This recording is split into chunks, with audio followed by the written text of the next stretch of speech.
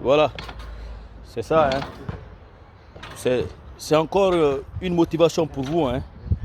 Voilà, la bonne santé du couple. Je vous invite de temps en temps de venir sur ma page de YouTube. C'est une nouvelle page. Venez, et c'est Motivation 224. On va parler de la santé spirituelle, la santé physique et la bonne santé du couple. Voilà, Madame Kumbasa. Je suis en train de la traîner là. Voilà. C'est hello. Hello. Voilà. Hello. Donc je vais vous donner quelques détails par rapport à ça. C'est important. Et moi, comme je vous le dis, je suis ici pour vous. Je suis ici pour vous. On a besoin de se parler, de se donner des bons conseils. Et c'est important. OK? Voilà. Qu'est-ce que j'appelle la santé du couple? Je vous ai parlé de la santé spirituelle la dernière fois. Je vais revenir là-dessus. Et je vous ai aussi parlé de la santé physique. Et je crois que vous avez bien compris ça aussi. Mais cette fois-ci, je vous parle de la santé du couple. La bonne santé du couple. C'est important. Et pourquoi on est marié? Pourquoi on fait des enfants? Et quelle est la raison principale on décide de se marier? Mes frères et sœurs, je m'adresse souvent à vous pour défendre les femmes, mais pour conseiller aussi mes amis garçons. C'est important. Et on n'est pas en compétition, on n'est pas en course de vitesse. Et on n'a pas les mêmes éducations, et on n'a pas les mêmes mérites, on n'a pas les mêmes défauts. Mais ce qui est important de savoir, aucun de nous n'est parfait. Il n'y a pas un couple parfait, il n'y a pas un époux parfait, il n'y a pas une épouse parfaite. On doit toujours tenir ça en tête pour pouvoir réussir la bonne santé du couple. C'est important. On doit se compléter, on doit se corriger et on doit surtout se motiver. Et nous devons servir de bon exemple pour nos enfants. Nous devons élever nos enfants, nous devons motiver nos enfants. Comment le faire? Comment le faire? Laissez-moi vous dire que nos parents, nous sommes les CV de nos enfants. Nous représentons les CV de nos enfants. Tout ce que nous ferons demain au vu et au su de tout le monde sera enregistré au compte des enfants. Les enfants doivent se sentir fiers demain quand ils grandissent. Qui a été mon père? Quel a été l'impact de mon père, de ma mère dans la société, dans sa vie conjugale? C'est important. Donc ce que je vous dis comme ça, et ça nous concerne tous. Je suis un pécheur, je suis un demandeur auprès de Dieu. Je dois demander pardon. Mais au même moment, je dois orienter les gens qui me suivent.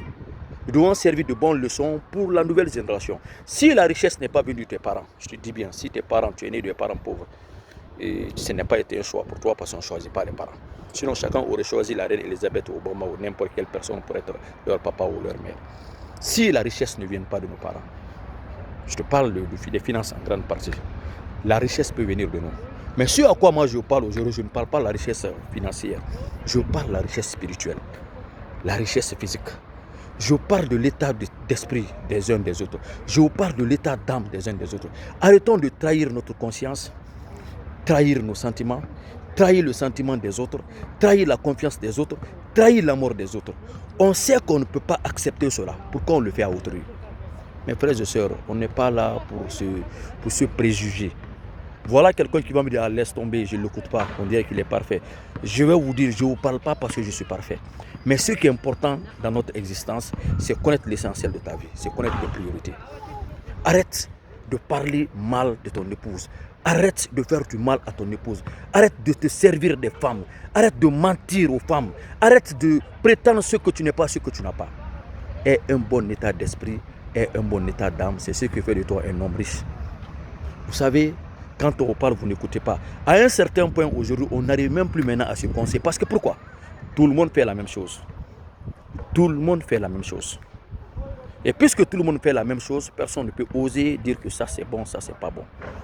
Et pratiquement on vit dans les ténèbres. On se perd dans cette ténébrité. On ne peut plus se conseiller. Je n'ai même pas envoyé mes lunettes là. J'ai des mots des yeux souvent maintenant là. Bon, je vous demande pardon parce que vous allez voir que mes yeux sont un peu fermés. Et pardonnez-moi pour ça. Acceptons de se donner des bons conseils. Quand tu as un ami qui ne t'encourage pas à aimer ta femme, qui ne t'encourage pas à porter de l'attention à ta femme, à tes enfants, mon frère, c'est un hypocrite, c'est un imbécile. Ne marche pas avec cet ami. Je n'ai pas dit de ne pas vous amuser. Mais quand tu as un ami qui ne te rappelle pas tes priorités, qui ne te rappelle pas tes obligations, qui ne te rappelle pas du sacrement du mariage que tu as, mon frère, cet ami est un imbécile. On a assez de mauvais amis aujourd'hui autour de nous. des amis parce qu'ils ont des relations tordues, des relations bancales. Ils veulent que tu sois comme eux. Sois autour d'un ami qui te rend objectif autour de ton avenir, autour de ton futur, qui te fait savoir que demain ne promet rien à personne. Il y a la mort, il y a la santé, il y a la vieillesse. On doit préparer demain. On doit préparer l'avenir de nos enfants. On doit prévenir demain. Si on ne le fait pas aujourd'hui, à un moment où on est lucide, on est physique, on pense qu'on est beau, on a tout, on ne sait pas ce que demain nous réserve. Et si tu tombes demain, tu n'as pas quelqu'un pour t'élever, pour te relever, pour t'encourager, tu es perdu. Aujourd'hui en Guinée, c'est très facile qu'on encourage les gens dans la perdition, qu'on encourage les gens dans le mal. Quand tu te trouves seul dans le trou, personne ne viendra te sauver. Je vous dis et je vous répète, portez attention à vos épouses. Respectez vos épouses, aimez vos épouses. Arrêtez de partir prendre le malheur dehors. Arrêtez de partir prendre la malédiction dehors. Je vous dis la vérité, je ne vous ai pas dit de ne pas vous amuser, de ne pas avoir des copines, je ne dis pas cela. Mais arrêtez de mentir aux filles dehors, c'est-à-dire détourner leur vie, détruire leur vie, les mentir, les faire porter confiance à vous. Vous créez tous les jours des ennemis. Parce que à la fin, ils seront vos ennemis parce que vous les avez trahis. Vous n'avez jamais dit la vérité. Vos époux seront vos ennemis, mais elles vont accepter de rester avec vous. Et ça va vous nuire la vie. Vous n'aurez pas la grâce de Dieu, vous n'aurez pas la bénédiction de Dieu. Et vous n'aurez pas aussi le respect des hommes. Je vous dis la vérité, c'est important. Moi, je m'en fous. Quoi que les gens vont dire, ce qui m'intéresse aujourd'hui, c'est réussir à fonder une famille épanouie. Chercher à être un bon exemple, une bonne référence pour mes enfants. Pour que demain, quand on regarde le CV de mes enfants, on parlera de moi. Ils seront ravis, ils seront contents de moi. Et je le dis tous les jours à mon épouse. Aujourd'hui, pourquoi je suis heureux de moi-même? Je suis heureux de mon père et de ma mère. C'est une bonne référence de ma vie. C'est un bon CV pour moi. Et je ferai tout à ceux que je défends leur honneur. Parce que tout ce que je représente pour la communauté, qu'on dit que je suis audacieux, je dis c'est pas mon problème. Moi, ton problème, c'est mon problème. Même si tu ne veux pas, je m'en fous. Les gens qui sont dans le mal, c'est mon problème. Je les parlerai parce que je me dis que la meilleure manière d'aider ton ami, c'est de dire la vérité, c'est le conseiller. Entourons-nous des amis qui acceptent les conseils, qui nous donnent des bons conseils. Qui nous disent, mon frère, est-ce que tu as pu construire une maison? Mais est-ce que tu as pu construire la maison de tes enfants? C'est-à-dire la bonne éducation, c'est la meilleure construction que tu peux offrir à tes enfants. Est-ce que ce que tu fais, ça honore ta famille? Quand tu es avec un ami et qui t'encourage de faire quelque chose que tu veux cacher, que tu ne veux pas que les gens découvrent, ça veut dire que c'est un mal. Parce qu'on ne cache pas ce qui est mauvais. Alors cet ami n'est pas bon pour toi. Quand ton ami ne t'encourage que de faire ce qui te pousse dans la ténébrité, ce qui te pousse à faire quelque chose que tu veux cacher, ton ami là est un imbécile, il n'est pas bien pour toi. Mais il faut avoir un ami, vous faites les mêmes choses, mais il te dit ce qu'on fait aujourd'hui là, c'est pas bon, il faut qu'on change. Il y a un âge pour tout, on ne peut pas vivre toute notre vie à vivre des saletés, à faire des choses qu'on doit cacher. Mais pourquoi on ne peut pas vivre librement avec notre esprit? Pourquoi il faut mentir à une femme pour la tromper? Pourquoi il faut tourner avec toutes les femmes, gâter leur avenir? Finalement, tu apportes le malheur dans ton foyer. Pourquoi? Moi, aujourd'hui, je vous dis avec mon âge, je n'ai pas dit que je serais parfait dans ma vie, mais mon souci, c'est celle-là. C'est mon épouse, la joie de ma famille, la santé de ma femme, la santé de mes enfants. Quand je parle de santé, je parle de leur esprit, je parle de leur bonheur, je parle de leur espoir. Je parle de l'exemplarité que je dois représenter pour eux parce que les enfants apprennent de nous. Ils seront demain les bons pères de famille, les bonnes épouses, les bonnes mères de famille, les bonnes mamans, les bons époux demain. C'est à travers nous, ils peuvent le comprendre. Ils apprennent de nous. Si on a vu les actes manqués de nos parents, on fait le contraire. On soit maintenant le porteur de bonheur, le porteur de bonnes choses. Qu'on soit aujourd'hui le départ de la richesse de nos enfants. C'est de ça il s'agit.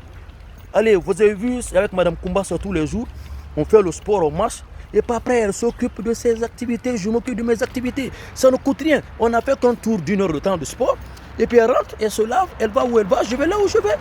Et c'est ce qui est important. Et c'est ça, ça va faire mal aux gens, ceux qui me suivent, ça va vous faire mal, parce que moi je défends les femmes.